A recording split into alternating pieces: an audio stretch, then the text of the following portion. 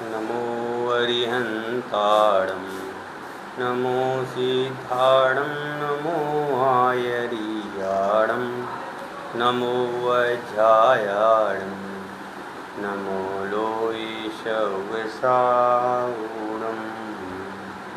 मङ्गलं भगवान् वीरो मङ्गलं गौतमो गणी मङ्गलं कुन्दकुन्दाद्यो जैनधर्मोऽस्तु मङ्गलम् सर्वमङ्गलमाङ्गल्यं सर्वकल्याणकारिकं विधानं सर्वधर्माणां जैनं जयतु शासनं जैनं जयतु शासनं जैनं जयतु शासनम्। अपनी चर्चा गुणस्थान विवेचन पर चल रही है और यह बहुत ही अच्छा एवं मार्मिक बिंदुओं के माध्यम से अपन एक एक चीज़ को लेकर के इन गुणस्थान आदि के स्वरूप की चर्चा करेंगे। पिछले दिनों में हमने प्रथमान योग के पक्षपाती, चरणान योग के पक्षपाती और द्रव्यान योग के पक्षपाती और अन्य शब्द शास्त्रादि के पक्षपाती की अपन ने चर्चा की है। आज हमें अन्यमति के पक्षपाती की भी चर्चा करनी है कि जो अन्यमति हैं वह किस प्रकार से कहते हैं और हमें किस प्रकार से लेना चाहिए, उनका खंडन किस प्रकार से करते हैं, उसका आज अपन को यहाँ कथन करना है। तो 24 नंबर का प्रश्न है, यहाँ प्रश्न पढ़ता हूँ। कहते हैं यहाँ अन्यमति कहते हैं कि तुमने अपने शास्त्र के अभ्यास करने को दृढ़ किया, हमारे मत में नाना युक्ति आदि सहित शास्त्र हैं, उनका भी अभ्यास क्यों न कराया जाए। इन्होंने कहा कि अन्यमतियों ने कहा कि केवल आपने अपने शास्त्रों का अभ्यास किया, केवल आप अपने अपने शास्त्र पढ़ते हो। भाई हमारे इसमें भी तो है, अनेक प्रकार की युक्तियाँ दी हुई हैं, अनेक प्रकार से कथन किया गया है, तो उसका भी अभ्यास कराया करो। उसका अभ्यास क्यों नहीं कराते हो हैं? और ये जो कथन है, यह कथन बहुत ही मार्मिक कथन है। इस कथन में ये कहा गया है, फिर से प्रश्न सुने। अन्यमतियों का कहना है कि भाई आप अपने अपने शास्त्र पढ़ते हो, कम से कम हमारे भी शास्त्रों को पढ़ा करो। हमारे शास्त्रों में भी अनेक प्रकार से अनेक युक्तियों के माध्यम से विषय को प्रस्तुत किया गया है, तो आप उसको भी पढ़िए। तो उसके उत्तर में पंडित टोडरमल जी आंसर देते हैं कि तुम्हारे मत के शास्त्रों में आत्महित का उपदेश नहीं है। सबसे मूल बात देखो, इससे भी बढ़िया बात मैं बताता हूँ। वीतरागता की पोषक जिनवाणी कहलाती है कि जिसमें वीतरागता और सर्वज्ञता की बात कही गई हो, वह ही पढ़ने योग्य है। शास्त्र कौन सा पढ़ने योग्य है? जिसमें वीतरागता हो और सर्वज्ञता हो। समझ गए? देव कौन से योग दर्शन करने योग्य हैं? जिनके जो वीतरागी हों और सर्वज्ञ हों। बस इन दो चीज़ों को लगा लीजिए बस, कि हमारे लिए शास्त्र अभ्यास करना तो जिसमें वीतराग वाणी का पोषण किया गया हो, जिसमें राग द्वेष के अभाव की बात की गई हो, वह शास्त्र कारगर है। और जिस शास्त्रों में राग द्वेष को बढ़ावा दिया जा रहा हो, या जो शास्त्र राग द्वेष का पोषण करने वाले हों, ऐसे शास्त्र जो है कह रहे हैं पठनीय नहीं हैं, ऐसे शास्त्र योग्य नहीं हैं। और जब जो वीतरागता का मार्गदर्शक होगा, जो भी शास्त्र में वीतरागता सर्वज्ञता का कथन होगा, वह निश्चित तौर पर आत्मा का उपदेश देने वाला ही है। तो जो भी शास्त्र हैं, यदि वह आत्मा के हित के लिए हैं, आत्मा का हित बताने वाले हों, मोक्ष मार्ग को बताने वाले हों, ऐसे शास्त्रों का हमें अभ्यास करना चाहिए। ऐसे शास्त्र ही हमारे लिए सर्वोपरि हैं। इन शास्त्रों के अलावा और कोई दूसरे शास्त्र हमारे हितकर नहीं हैं। जिनमें वीतरागता और सर्वज्ञपने की बात ना हो, जिसमें राग द्वेष की बात भरी हो, वह शास्त्र हमारे योग्य नहीं है। इसलिए कहते हैं कहीं श्रृंगार का, कहीं युद्ध का, कहीं साम सेवन आदि का, कहीं हिंसादि के कथन हैं। ये तो बिना ही उपदेश में सहज में ही हो रहे हैं, अतः इनको तजने से हित होता है। अभ्यास तो उल्टा उनका पोषण करता है, इसलिए उससे हित कैसे होगा भैया? जिसमें हिंसा का वर्णन हो, जिसमें हिंसा में प्रवृत्ति कराने का वर्णन हो, जिनमें काम सेवन आदि के भावों का वर्णन हो, जिनमें अनेक प्रकार से उन्मत्त पैदा करने वाले विषयों के भाव हों, कह रहे हैं ऐसे शास्त्र पढ़ने से कोई मतलब नहीं है। ऐसे शास्त्र पढ़ने से कोई प्रयोजन सिद्ध नहीं होता, और हमारा हित तो आत्मकल्याण करने में है। हमारे तो चारों अनुयोगों में आत्मा के स्वरूप की चर्चा की गई कि भैया चारों अनुयोग लबालब इसी चीज़ से भरे हैं कि आपको सम्यक दर्शन प्राप्त कराना है, आपको आत्मा का भान कराना है, आपको आत्मा की प्राप्ति कराना है। यह सारी की सारी बात जो है इस अपने जिनवाणी में जैन शास्त्रों में कही गई है, समझ गए ना। अब उसके अलावा यदि कोई बात होती है तो वह जैन शास्त्र नहीं है। जिसमें हिंसा का पोषण हो वह जैन शास्त्र नहीं है, यह सब बात कहते हैं। और फिर प्रश्न करते हैं, वहाँ कहते हैं कि ईश्वर ने ऐसी लीला की है, उसको गाते हैं तो उसमें भला होता है, समझ गए। जो भगवान ने, ईश्वर ने जो भी लीलाएं की हैं, उन लीलाओं के वर्णन करने से, उनके गुणगान करने से कह रहे भला होता है। तो कहते हैं, वहाँ कहते हैं यदि ईश्वर को सहज सुख नहीं होगा तब संसारी लीला से सुखी हुआ। यदि वह सहज सुखी होता तो वह किस लिए विषय सेवन युद्ध आदि करता, समझिए ना। सीधी सी बात ये है कि भाई विषय कसाय आदि का पोषण कौन करता है? जिसको विषयों की अभिलाषा हो, समझे। विषयों के पास कौन जाता है? जिसको विषयों की अभिलाषा हो। गुरु के पास कौन जाता है? जिसको ज्ञान सीखना हो, हैं? और जिसको मोक्ष जाना हो वह वैसे गुरु के पास में जाता है।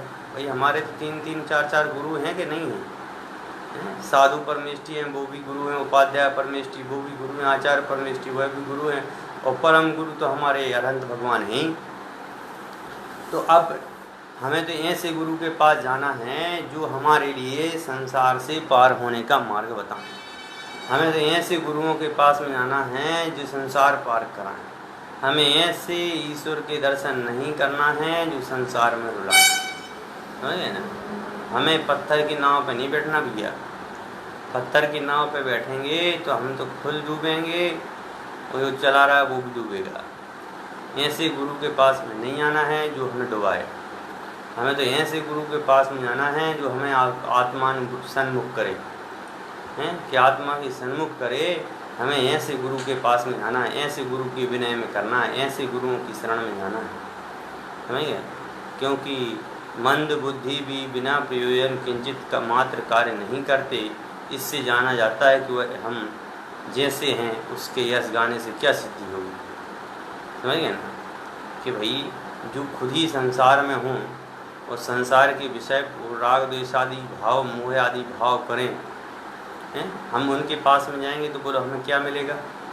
भाई हम भी तो संसार में राग द्वेष आदि के भाव कर रहे हैं और हमें तो संसार से राग द्वेष आदि के भावों को छुड़ाना है। हमें संसार के जो विषय हैं इन विषयों से निजात पाना है। हमें तो इन विषयों से मुक्ति पाना है, नहीं? तो हमें मुक्ति पाने के लिए किसके पास जाना चाहिए? ये सब आपके अपने अनुसार है। आपको संसार में 84 लाख योनियों में भटकना है, आप किसी अज्ञानी के पास चले जाइए, हैं? और यदि आपको संसार में 84 लाख योनियों से नहीं भटकना है तो अपना जो आत्मा सन्मुख जो गुरु हैं उन गुरुओं के पास जाइए और जिनवाणी को समझिए और जिनवाणी के स्वरूप को समझने का पुरुषार्थ कीजिए। क्योंकि जिनवाणी को समझने के लिए हैं सच्चे गुरु की आवश्यकता है। और वह सच्चा गुरु जो है, अब वर्तमान में तो जो सच्चे गुरु हों उन वर्तमान के सभी सच्चे गुरुओं के पास में हमें जाना चाहिए जो हमारे लिए सम्यक दर्शन कराने में सहायक हों, समझिए। फिर वह कहता है कि हमारे शास्त्र में त्याग वैराग अहिंसा का भी तो उपदेश है। सामने वाले कहते हैं कि भैया हमारे शास्त्रों में भी त्याग की बात की गई, अहिंसा की बात की गई है, वैराग की बात की गई है। उसको उत्तर में कहते हैं वह सब उपदेश पूर्वापर विरोध सहित है। कैसे पूर्वापर विरोध सहित? कोतवाल से कहते हैं क्या कहते हैं, जागते रहना, और चोर से कहते हैं चोरी करना, है ना। चोर से तो क्या बोलते हैं, चोरी करो, और कोतवाल से क्या बोलते हैं, जागते रहो। अच्छा, डंडा पड़ने तो वाले हैं। एक तरफ तो आप कहते हो भैया ये 5 इंद्रिय की जो विषय हैं यह आनंद देने वाले हैं, दूसरी तरफ कहते हो ये त्यागने योग्य है ना। एक तरफ आप उनको त्यागने योग्य बता रहे हो, दूसरी तरफ उसमें आनंद देने वाली बात कर रहे हो। ये तो वैसी बात हो गई कि चोर से कहो चोरी करो और कोतवाल से कहो जागते रहो। ये कह रहे पूर्वापर विरोध वाली बात है। ये आप जो बात कर रहे हैं यह पूर्वापर विरोध वाली है। कहीं पर तो आप उसको अच्छा मान रहे हो, कहीं पर उसको निषेध रूप में कर रहे हो। कहीं तो लीलाओं को अच्छा मान रहे हो, कहीं पर लीलाएं कर रहे हैं तो उसमें परेशानी आ रही, समझिए ना। तो कहीं पर वैराग दिखाकर और कहीं पर हिंसा आदि का पुष्ट करना किया जाता है। यह बातुल वचनवत प्रमाण कैसे हो भाई, इसको हम प्रमाण कैसे माने कि कहीं पर तो आप कुछ कह रहे हो, कहीं पर कुछ कह रहे हो, समझे। इसमें तो घात तो हमारा ही है ना भाई। हमें सच्चा मार्ग नहीं मिलेगा तो परेशानी किसको है, हमें ही परेशानी है। इसलिए भैया हम इन बातों पर विश्वास नहीं करते हैं। हम तो सीधी बात बोलते हैं कि चाहे कुछ भी हो, जहाँ वीतराग रूप धर्म वाणी मिले, जहाँ वीतरागता के मार्ग का पोषण किया जाए, हम तो उस स्थान पर जाना तय करते हैं। फिर प्रश्न करते हैं, वह कहता है कि आदि शास्त्रों में तो तत्व का निरूपण है। कह रहे हैं कि और जो शास्त्र हमारे कहे गए हैं उन शास्त्रों में तो तत्व का भी निरूपण है। तो उनको कहते हैं नहीं, वह निरूपण प्रमाण से बाधित है। जो भी आपने कहा है वह प्रमाण से बाधित है, प्रमाण नहीं है, अयथार्थ है, असत्यार्थ है, झूठा है। उसका तो निराकरण जैन दर्शन के न्याय शास्त्रों में किया गया है, वहाँ से जानना। इसलिए अन्य मत के शास्त्रों का अभ्यास ना करना। इस प्रकार जीवों को इस शास्त्र के अध्ययन में सन्मुख किया। कह रहे हैं कि आपको इसलिए सन्मुख किया गया है कि आप जो हैं सच्चे मार्ग, सच्चे शास्त्रों का निरूपण करें हैं। आप न्याय के शास्त्रों को उठा करके पढ़िए, आप परीक्षा को पढ़िए, परीक्षा मुख को पढ़िए, न्याय दीपिका को पढ़िए, कितने सारे न्याय के शास्त्र हैं, सभी शास्त्रों को पढ़िए। फिर आपको समझ में आएगा कि कौन से शास्त्र अच्छे हैं। आपको बाकायदा उसमें आचार्यों द्वारा बड़े ही प्रमाण के साथ में, न किसी वाद विवाद के, सीधे युक्तियों के माध्यम से उसको तर्क के बल पर तोला गया है। तर्क से उसको सिद्ध किया गया है कि ऐसा है तो ऐसा क्यों है, ऐसा है तो ऐसा क्यों है। पूर्व के जो प्रवचन मैंने किए हैं वह सारे के सारे प्रवचन इसी आधार पर मैंने किए थे, जो अन्य दर्शनों के आधार पर मैंने किए थे, समझिए। उनको कहते हैं कि हे भव्य जीवो, शास्त्र अभ्यास के अनेक अंग हैं। शब्द या अर्थ का वांचना, सीखना, सिखाना, उपदेश देना, विचारना, सुनना, प्रश्न करना, समाधान जानना, बारंबार चर्चा करना इत्यादि अनेक अंग हैं, समझिए ना। शास्त्र के कितने अंग बताए, अनेक अंग। कह रहे हैं शब्द का अर्थ वांचना और सीखना, ये भी एक अंग है। वांचन करना, उसको सीखना है, सिखाना, उपदेश देना, विचारना, सुनना, समझना, समाधान जानना, बारंबार चर्चा करना इत्यादि के रहे शास्त्र के बहुत सारे अंग हैं। शास्त्र को अनेक रूपों में निरूपण किया जा सकता है, अनेक रूपों से शास्त्र का अभ्यास कर सकते हो। जैसा बने तैसे अभ्यास करो। यदि आप सुनने में समर्थ हैं तो आप जिनवाणी सुनिए। ये तो ये सोचिए कि बहुत पुण्य का उदय है कि अभी अपन लोगों को इतना टाइम मिल रहा है, जिनवाणी सुनने का इतना पुरुषार्थ हो रहा है। जिनवाणी की जो शरण में आ जाता है उसके अनंत अनंत पाप कट जाते हैं। जिनवाणी को जो समझता है उसके जीवन में एक नई विचारधारा का प्रवाह होता है। आज वर्तमान में वर्धमान महावीर की आवश्यकता है वाला भजन है कि वर्तमान को वर्धमान की आवश्यकता है।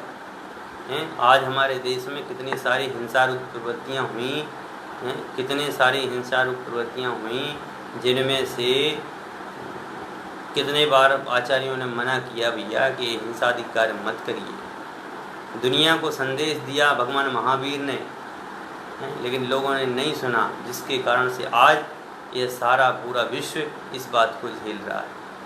इसलिए कह रहा है भैया स्वाध्याय जो है परम तप है, और आपको जैसे बने आप तैसे सुनिए। जिनवाणी सुनना अपने जीवन में शांति संतुष्टता प्रदान करना है। इसलिए कह भैया जैसे बने तैसे अभ्यास करना। यदि सर्वशास्त्रों का अभ्यास ना बने तो इस शास्त्र में सुगम व दुर्गम अनेक अर्थों का निरूपण है। वहाँ जिसका बने उसका अभ्यास करना, परंतु अभ्यास में आलसी नहीं होना। समझ गए ना। जिनवाणी में जरूरी नहीं है कि आप कोई करुणानियोग के ग्रंथ पढ़ें। आपको कठिन लगते हैं तो आप प्रथमानियोग के पढ़िए, चरणानियोग के पढ़िए, द्रव्यानियोग के पढ़िए। करुणानियोग के नहीं पढ़ पाते हो, कोई ज़रूरी नहीं है। हमारी जिनवाणी इतनी विशाल है कि आप कुछ भी पढ़ेंगे आपको अंत में सम्यक दर्शन के हेतु बताया जाएगा। आप प्रथमानियोग की कहानी पढ़ेंगे, उसमें भी अंत में राग द्वेष से रहित वीतराग बने की भावना बताई गई। तो अपना तो सीधा उद्देश्य है वीतराग होकर के भगवान बनना। तो भगवान बनने का क्या मार्ग है, भगवान कैसे बना जा सकता है, यह शास्त्र प्रत्येक द्रव्य नियोग के शास्त्र में बताया गया। चाहे वह प्रथमानियोग का शास्त्र हो, चाहे वह चरणानियोग का शास्त्र हो, चाहे द्रव्यानियोग का शास्त्र हो, चाहे कर्णानियोग का शास्त्र हो। जो आपको सुलभ लगे आप उसका अभ्यास कीजिए, और समय अपना खराब मत कीजिए। समय का बहुत कम लोगों को सदुपयोग हो पा रहा है। अनेक प्रकार से विषय कषाय आदि के भावों में पोषण करने से अच्छा है कम से कम दिन में एक बार तो स्वाध्याय जरूर करें, और जिनको जितना समय हो उतना स्वाध्याय करें। अपने कुछ नहीं है तो अपने परिवार के लोगों के सामने बैठ कर के, कोई जरूरी नहीं है कि कोई पंडित जी हों तो ही स्वाध्याय हो, नहीं। या जैसे भी हो, आपको पढ़ना आता है ना, हिंदी पढ़ना आता है, सामने वाले को समझना आता है, तो आप हिंदी पढ़ करके उनको सुनाइए। समझिए ना। उससे क्या है कि अपने पापों कर्मों का क्षय होगा, पुण्य प्राप्ति होगी, पाप कर्मों का क्षय होगा। इसलिए भैया जितना हो सके उतना करो। देखो शास्त्र अभ्यास की महिमा, जिसके होने पर जीव परंपरा से आत्मानुभव दशा को प्राप्त होता है, इससे मोक्ष पर प्राप्त होता है। यह तो दूर ही रहो, शास्त्र अभ्यास से तत्काल इतने गुण प्रकट होते हैं। कह रहे हैं यदि आप शास्त्र अभ्यास करते हो तो आपके जीवन में बहुत अमूल चूक परिवर्तन होता है। समझ गए ना। जीवन में इतना परिवर्तन होता है कि जिसकी खूब कसाय हो उसकी कसाय भी शास्त्र स्वाध्याय से सुनने से करने से तत्क्षण खत्म हो जाती है। इसलिए भैया शास्त्र स्वाध्याय प्रति समय प्रत्येक जीव को करना चाहिए। समझ गए ना। और मैं ये नहीं कह रहा हूँ कि केवल जैनों के लिए, मैं कह रहा हूँ कि जो अजैन लोग भी हैं, जो जैन नहीं हैं, उन जैन लोगों के अलावा भी अन्य सभी को अपने अपने शास्त्रों का अभ्यास बराबर रूप से करना चाहिए। समझ गए भाई। सब जो जीव हैं सभी को अपने अपने शास्त्रों का अभ्यास करना चाहिए। इससे क्या है कि कुछ समय के लिए तो कसाय मंद होगी, कुछ समय के लिए तो परिणाम शांत होंगे।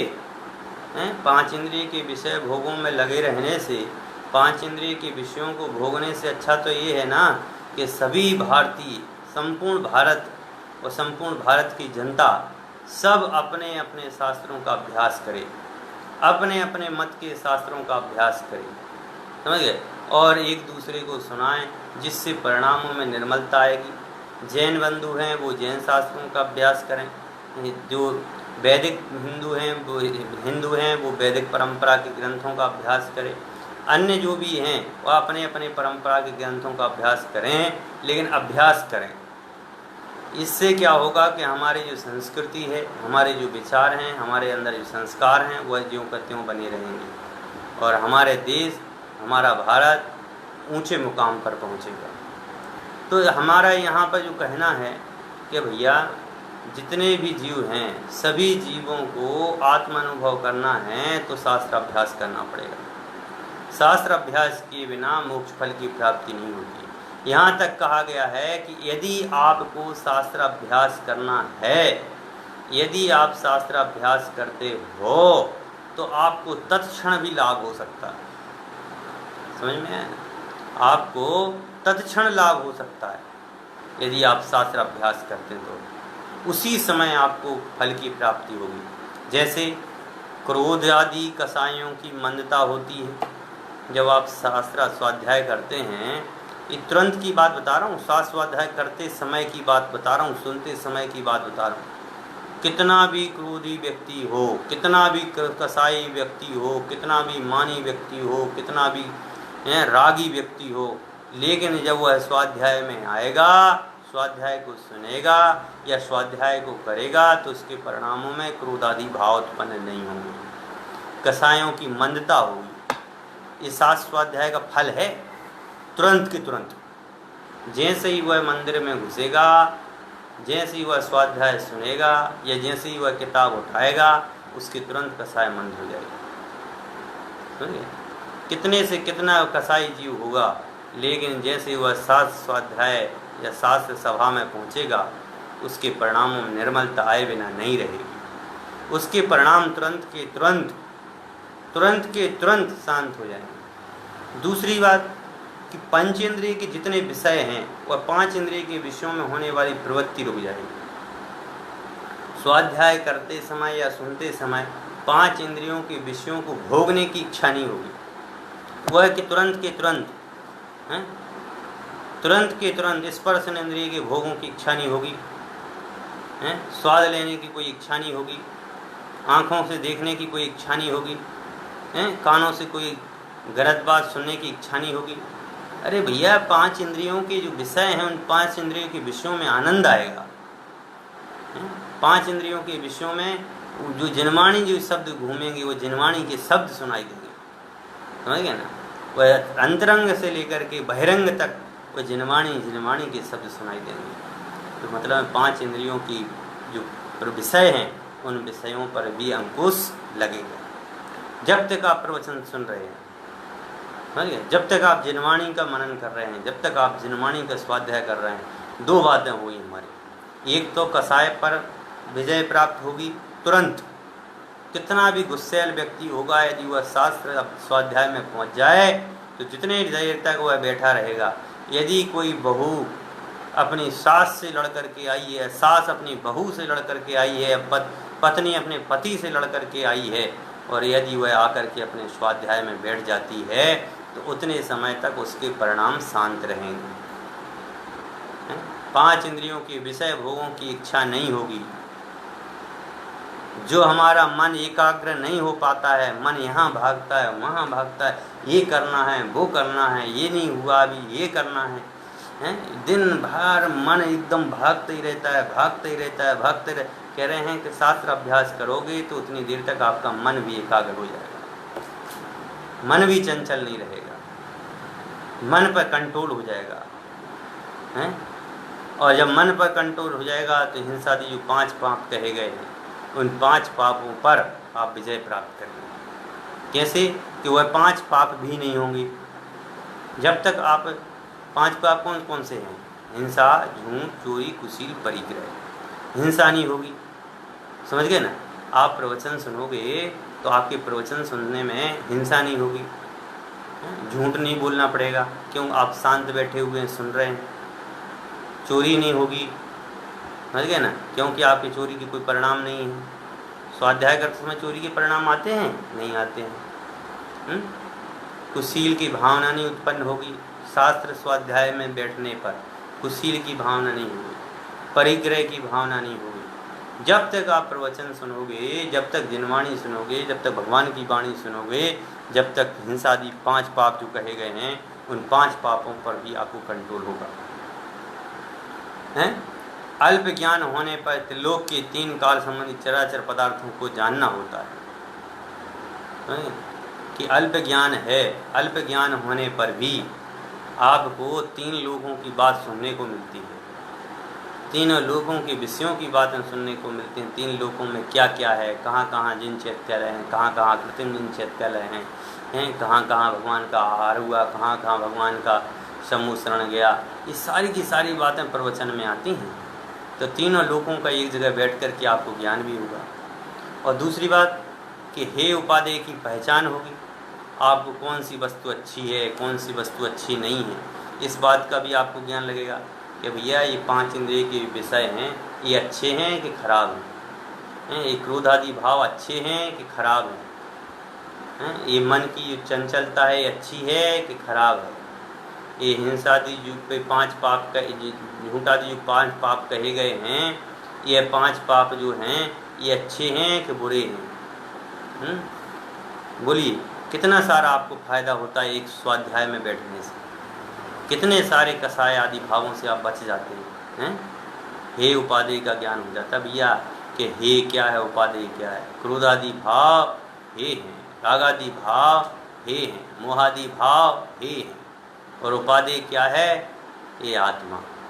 यह आत्मा जो है उपादेय है, आत्मा जो है ग्रहण करने लायक है, आत्मा जो है स्वरूप को प्रदान करने वाला है, आत्मा जो है मोक्ष को प्रदान करने वाला है। और क्रोधादि भाव द्वेष को पैदा करने वाला है, क्रोधादि भाव संसार को बढ़ाने वाला है, क्रोधादि भाव नरकगति को ले जाने वाला है, क्रोधादि भाव नैवोध को ले जाने वाला है। इसलिए भैया शास्त्र स्वाध्याय करना बहुत जरूरी है, शास्त्र का अभ्यास करना बहुत जरूरी है। कुछ भी नहीं, कोई ज़रूरी नहीं है कि कोई तुम्हें सुनाने वाला हो, कोई सा भी ग्रंथ उठा करके उसको 1 घंटे स्वाध्याय कीजिए। जितने समय तक आपके मन को लगे, जितने समय तक आपका परिवर्तन हो, उतने समय तक आप शास्त्र अभ्यास कीजिए। आत्म और जब शास्त्र स्वाध्याय सुनता है तो आत्मोन्मुख होता है, तो आत्मज्ञान के सन्मुख होता है। कि यह जब शास्त्र स्वाध्याय सुनते हैं तो अंदर से ये परिणाम आते हैं कि मैं कर्मों से बंधा हुआ नहीं हूँ, कर्म मुझको छू नहीं सकते हैं, मैं एक गति से दूसरी गति जाने पर भी उस गति रूप नहीं होता है, ये संयोगी भाव मेरे नहीं हैं, मैं तो इन सभी से भिन्न एक शुद्ध आत्मा हूँ। ये भावना हमारे लिए आती है और अधिक से अधिक ज्ञान होने पर आनंद प्राप्त होता है। जितना अपन को ज्ञान प्राप्त होगा उतना आनंद आता है, समझ गए ना। जैसे कोई कार्य कर रहे हैं और उस कार्य में यदि हमें सफलता मिलती है, समझ गए, तो कितना मज़ा आता है। यदि हमने किसी कार्य को किया और 10 लोगों ने कहा वाह भाई वाह, बहुत बढ़िया काम, बहुत बढ़िया काम, कितना अच्छा लगता है। ऐसे कह रहे हैं स्वाध्याय करने वाले जीव को स्वाध्याय करने से बहुत आनंद मिलता है। एक बुक्स का, एक ग्रंथ का हमने अभ्यास किया, मज़ा आया, और दूसरी बुक्स का फिर अभ्यास किया तो और मज़ा आया, तो तीसरे को जाना और मज़ा आया। ऐसे धीरे धीरे करते करते हमें आनंद परमानंद की प्राप्ति हो जाती है। ये है अभ्यास का बल।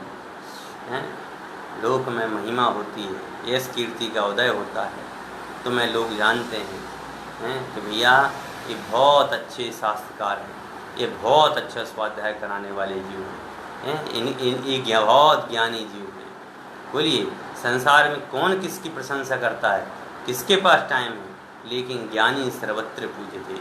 इस सुभाष कहा गया है कि ज्ञानी जो हैं सभी जगह पूजे जाते हैं। यदि आप शास्त्र अभ्यास करेंगे, शास्त्र स्वाध्याय करेंगे, तो आपकी समाज में, आपके परिवार में, आपके घर में सर्व जगत प्रतिष्ठा होगी। बोलिए अपने साधु संतों के पास में क्या है, कुछ है? साधु संतों के पास क्या है? पिछी कमंडल के अलावा कुछ भी नहीं है। लेकिन उनको क्यों पूछते हैं लोग? क्यों? उनके पास में ज्ञान है, ज्ञान अभ्यास है उनके पास, ज्ञान का निरंतर रूप से अभ्यास करते हैं। इसलिए हमारे महामुनिराज जो हैं पूजनीय होते हैं, हमारे साधुगण पूजनीय होते हैं, हमारे विद्वान पूजनीय होते हैं। क्यों? क्योंकि उनके पास में ज्ञान है, और जिसके पास में ज्ञान होता है वह संसार में, लोक में पूज्य होता है। बोलिए अरहंत भगवान के पास क्या है? कुछ है किसी को देने के लिए? कुछ नहीं है ना, लेकिन उनके पास में ज्ञान है, केवल ज्ञान है। अरे हजारों इंद्र हैं, सहस्त्र इंद्र उनकी अभिषेक करते हैं, उनकी पूजन करते हैं, उनके समूह शरण की रचना करते हैं। 6 महीने पहले से 6 महीने बाद तक रत्नों की बरसात करते हैं, अनेक जीव उनका सम्मान करते हैं। इस शास्त्र स्वाध्याय का महत्व है भैया। इस शास्त्र स्वाध्याय पढ़ने का महत्व है। इस शास्त्र स्वाध्याय को जो पढ़ेगा, जो शास्त्र स्वाध्याय को समझेगा, उसके जीवन में अनंत मूल चूक परिवर्तन आएंगे हैं। तो शास्त्र स्वाध्याय करने वाले को 700 पुण्य का बंध होता है, समझिए ना। शास्त्र स्वाध्याय करने वाले को सम्यक दर्शन की प्राप्ति होती है। शास्त्र स्वाध्याय करने वाले को भेद ज्ञान की प्राप्ति होती है। शास्त्र स्वाध्याय करने वाले को आत्मज्ञान की प्राप्ति होती है। इसलिए शास्त्र अभ्यास करना चाहिए। और ये जो लक्षण मैंने बताए हैं, ये लक्षण जो तुरंत प्रकट होते हैं, समझ गए ना।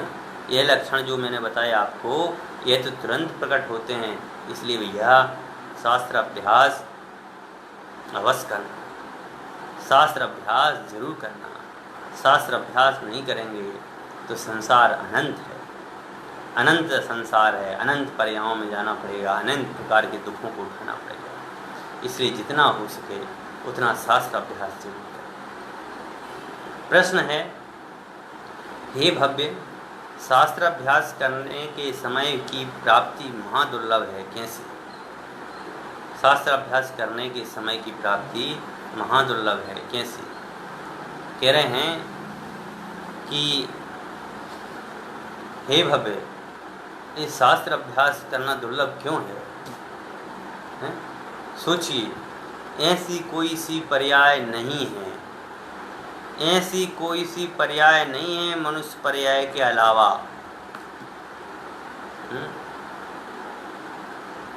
और मनुष्य पर्याय में भी थोड़ा सा समय, मनुष्य पर्याय में भी थोड़ा सा समय। शास्त्र अभ्यास एक इंद्रिय को होता नहीं, निगोदिया जीवों ने कभी किया नहीं। 2 इंद्रिय को कभी होता नहीं, 3 इंद्रिय को कभी होता नहीं, 4 इंद्रिय को कभी होता नहीं, 5 इंद्रिय को कभी होता नहीं।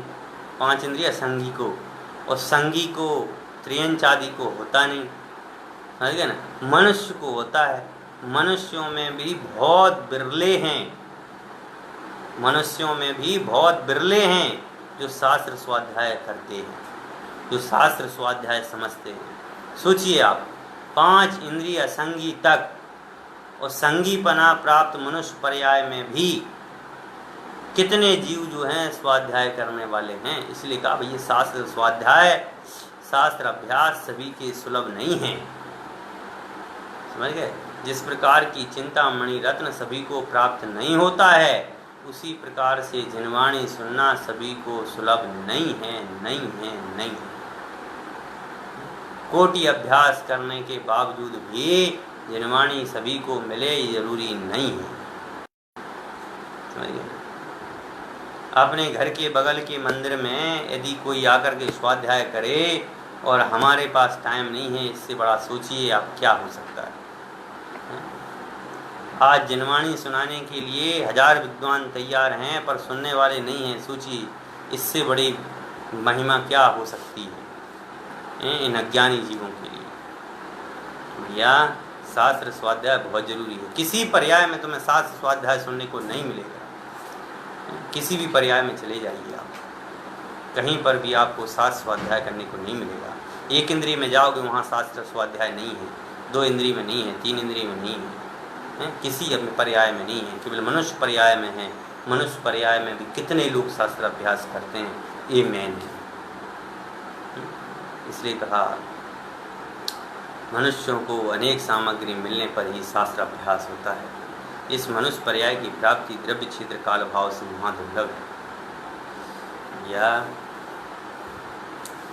ये द्रव्य क्षेत्र काल भाव है।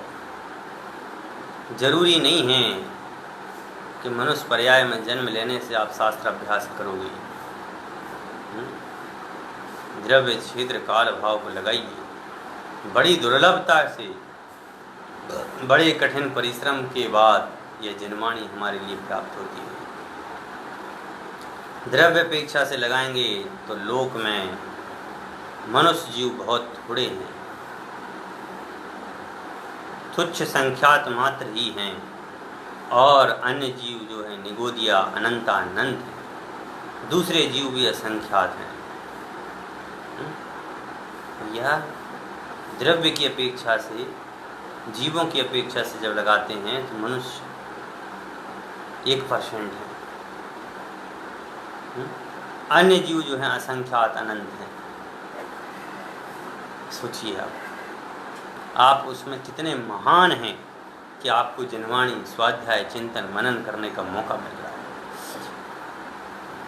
क्षेत्र की अपेक्षा से लगाएंगे तो मनुष्यों का क्षेत्र बहुत थोड़ा सा ही है, 2.5 मात्र, 2.5 दीप बोलते ना, 2.5 दीप, 2.5 दीप मात्र है। और अन्य जीवों का सर्वलोक है, दूसरे कितने ही राजू प्रमाण है, समझ गए ना। लेकिन मनुष्य का क्षेत्र तो 2.5 दीप मात्र है। इस 2.5 दीप में ही मनुष्य रहता है। द्रव्य की अपेक्षा तो अपनी जो बात चल रही थी वह अपनी बात द्रव्य, क्षेत्र, काल और भाव के ऊपर चल रही थी। तो द्रव्य की अपेक्षा से जीव राशि थोड़ी सी है, क्षेत्र की अपेक्षा से भी 2.5 दीप मात्र में मनुष्य जाति के जीव हैं, और काल की अपेक्षा से भी मनुष्य पर्याय का जो क्षेत्र समय है वह थोड़ा सा है, समझ गया। और भाव की अपेक्षा से तीव्र शुभाशुभपने से रहित ऐसे मनुष्य पर्याय के कारण परिणाम अति दुर्लभ है। भाई शुभ रूप परिणामों की अपेक्षा से देखा जाए तो मनुष्य के जो परिणाम हैं वह थोड़े समय के हैं। शुभाशुभपने के भाव भी मनुष्य में नहीं होते हैं। इसलिए भैया जितना भी समय मिले उतना समय शास्त्र स्वाध्याय में लगाओ। पर प्रपंच इत्यादि में अपना समय लगाने से कोई मतलब नहीं है, समझ गए। तो अपन लोगों ने 2 चीज़ें देखी हैं, एक तो वर्तमान की अपेक्षा से भाव, और दूसरे अपन ने देखे हैं द्रव्य, क्षेत्र, काल अपेक्षा से भाव। कि भाई इस शास्त्र स्वाध्याय करने से यह हमारे लिए कितना मजबूत बनाते हैं। शास्त्र स्वाध्याय आज हमारे लिए कितना आवश्यक है। शास्त्र स्वाध्याय के बिना हमारा जीवन कितना दुखित है। शास्त्र स्वाध्याय नहीं करने के कारण से यह जीव कितना परेशान है, कितने प्रकार से विषय राग आदि के भूषण में दिनों रात लगा रहता है। इसलिए भैया कम से कम समय मिला है, बहुत कम समय मिला है। इस कम समय में हमारे लिए बहुत कुछ करना है। इस प्रकार शास्त्र अभ्यास का कारण जो पर्याप्त कर्म भूमियाँ मनुष्य पर्याय उसका दुर्लभ पाना जाना। और कहते हैं वहाँ उत्तम निवास, उच्च कुल, पूर्ण आयु, इंद्रियों की समर्थता, निरोगपना, सुसंगति, धर्म रूप अभिप्राय, बुद्धि की इत्यादि की प्राप्ति होना उत्तरोत्तर महादुर्लभ है। समझ गए ना कि भैया आप कर्म भूमि के मनुष्य बन भी गए, कर्म भूमि के मनुष्य बनने के बावजूद आपका उत्तम निवास हो यह जरूरी नहीं है, समझ गए ना। कि आपको जहाँ रहने के लिए मिले वह जरूरी नहीं है। आपको रोज़गार अच्छा मिले, आप स्वस्थ रहें, उच्च कुल में उच्च कुल को प्राप्त हों, पूरी आयु मिले। ऐसा नहीं हो कि गर्भ में आए और मर गए, समझ गए, मरण को प्राप्त हो जाएं, या 2, 4, 6 महीने बाद मरण को प्राप्त हो जाएं। इसलिए भैया पूर्ण आयु भी बहुत ज़रूरी है। इंद्रियों की सामर्थ्यता, इंद्रियों का सामर्थ्यपना भी बहुत ज़रूरी है। इंद्रियां शिथिल हुई तो फिर निरोगपना, आप बीमार हुए तो शास्त्र स्वाध्याय कैसे करोगे। सुसंगति, अच्छी संगति मिलना भी कैसे वो होगी। इसलिए भैया संगति यदि खराब हो तो कहेगा अरे भैया प्रवचन में क्या मतलब, क्या तुम अभ्यास शास्त्र अभ्यास लगाए, ऐसे तुम्हें दोस्त अनेक मिलेंगे। धर्म रूप अभिप्राय, धर्म के प्रति अपना अभिप्राय हो, धर्म को समझने की अपनी जिज्ञासा हो, ऐसा भी होना बहुत मुश्किल है। बुद्धि की प्रबलता इत्यादि प्राप्त होना महादुर्लभ है। सब कुछ प्राप्त हो जाने के बाद में ये प्राप्त नहीं होता। यह प्रत्यक्ष दिख रहा है और इतनी सामग्री मिले बिना ग्रंथाभ्यास बनता नहीं। भाई जो एक रुपये के लिए सुबह से शाम तक कमाने के लिए लग रहा है उसको कहाँ शास्त्र स्वाध्याय। थका हारा आता है, सो जाता है, फिर सुबह उठता है, फिर काम के लिए निकल जाता है, उसके लिए कहाँ ये सब हो रहा है? इसलिए भैया शास्त्र स्वाध्याय करना बहुत ज़रूरी है, बहुत ज़रूरी है। बिना शास्त्र स्वाध्याय के कुछ भी प्राप्त नहीं होता है। शास्त्र स्वाध्याय जीवन में बहुमूल्य है, सो तुमने भाग्य से अवसर पाया है, इसलिए तुमको हट से भी तुम्हारे हित के लिए प्रेरणा करते हैं। कह रहे हैं आपने बहुत पुण्य किए, यह मनुष्य पर्याय प्राप्त की, उच्च कुल प्राप्त किया, पूरी इंद्रियां प्राप्त की, सब कुछ प्राप्त किया, इसलिए मैं हठ पूर्वक कहता हूँ कि आपको शास्त्र स्वाध्याय करना चाहिए, आपको शास्त्र का अभ्यास करना चाहिए। बिना शास्त्र के अभ्यास के आपको कुछ भी प्राप्त होने वाला नहीं है। जैसा हो सके वैसा इस शास्त्र का अभ्यास करो, अन्य जीवों को जैसे बने वैसे कराओ। क्या कहा कि भैया जैसे बन सके वैसे शास्त्र अभ्यास करो। दिन भर में 24 घंटे में यदि आपको 1 घंटा भी यदि मिलता है तो 1 घंटा भी शास्त्र अभ्यास कीजिए। पूरे 1 घंटा भी यदि आपने शास्त्र अभ्यास नहीं किया तो आपका जीवन बेकार है। जो शास्त्र स्वाध्याय नहीं करते हैं, जिनको जिनवाणी नहीं सुहाती है, उसको सुहाने के लिए बात करो, उसको समझाओ, उसको बताओ कि भैया जिनवाणी में तुम्हारा अरबों खरबों का माल रखा है। जिनवाणी में तुम्हें जो सुख यहाँ नहीं मिल रहे ना, वो सुख तुम्हें जिनवाणी को पढ़ने से मिलेंगे और अनंत भाव के लिए मिलेंगे। अनंत काल तक तुम सुखी हो जाओगे। क्या तुम विषयों में पीछे पीछे लगे रहते हो? क्या पंच इंद्रियों के विषयों में लगे रहते हो? क्या आशा रूपी गड्ढा को भरने में लगे रहते हो? भैया थोड़ा सा समय दो, शास्त्र अभ्यास करो। और जीव अभ्यास करते हैं, समझ गए? जो समझदार जीव होते हैं वह जिनवाणी को सुनते हैं, जिनवाणी को सुन करके समझ करके उसको ग्रहण भी करते हैं, समझिए? उनकी अनुमोदना करो। जो शास्त्र स्वाध्याय कर रहा हो उससे कहो बहुत बढ़िया वैसा। तो मैं कहे कोई पूछे कि भैया पंडित जी हमने तो शास्त्र स्वाध्याय करना प्रारंभ कर दिया है, मैं कहूँगा बहुत बढ़िया किया। आप इसी प्रकार से शास्त्र अभ्यास करते रहिए। पुस्तक लिखवाना और पढ़ने वालों की स्थिरता करना, समझ गए ना? और जैसे कोई पुस्तक लिख रहा है तो उसके लिए उसकी हेल्प करना, भैया बहुत बढ़िया, आप बहुत अच्छा काम कर रहे हैं। लिखवाने में भी हेल्प करना उसकी, हैं इत्यादि। शास्त्र के बाह्य कारण उनका साधन करना, क्योंकि उनके द्वारा ही परंपरा कार्य सिद्ध होती है, वह महान पुण्य उत्पन्न होता है।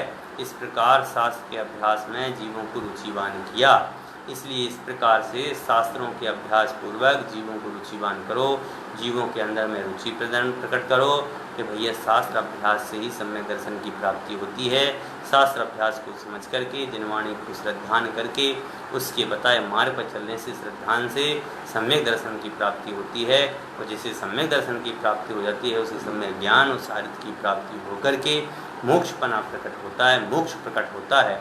इस प्रकार की उसके अंदर में भावनाएं को प्रवेश कराइए और सभी को शास्त्र अभ्यास करने की प्रेरणा दीजिए। इस प्रकार से आज अपन ने शास्त्र अभ्यास के बारे में अच्छी विस्तृत विस्तार से निरूपण किया है। आप सभी शास्त्र अभ्यास करें और शास्त्र समझने का प्रेरणा प्रदान करें और दूसरों को भी प्रेरित करें और खुद भी प्रेरित हों और अपने पड़ोस वालों को, अपने घर वालों को, अपने समाज वालों को शास्त्र स्वाध्याय कराएं। शास्त्र स्वाध्याय बिना जीवन सब निरर्थक है।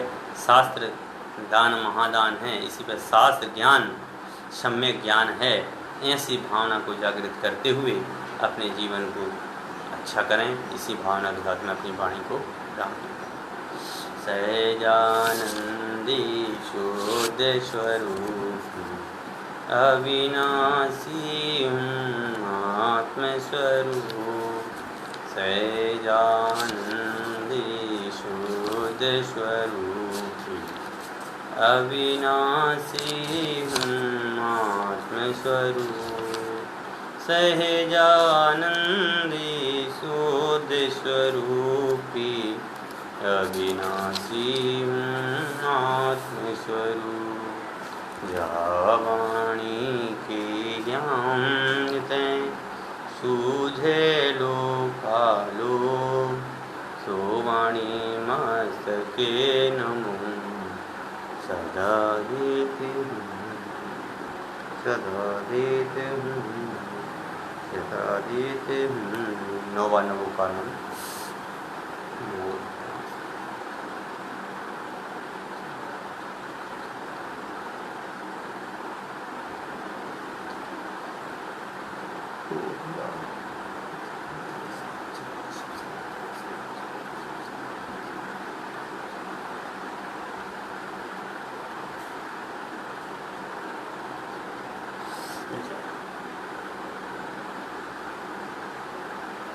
गुरुद्वादशांग जिनवाणी माता की जय।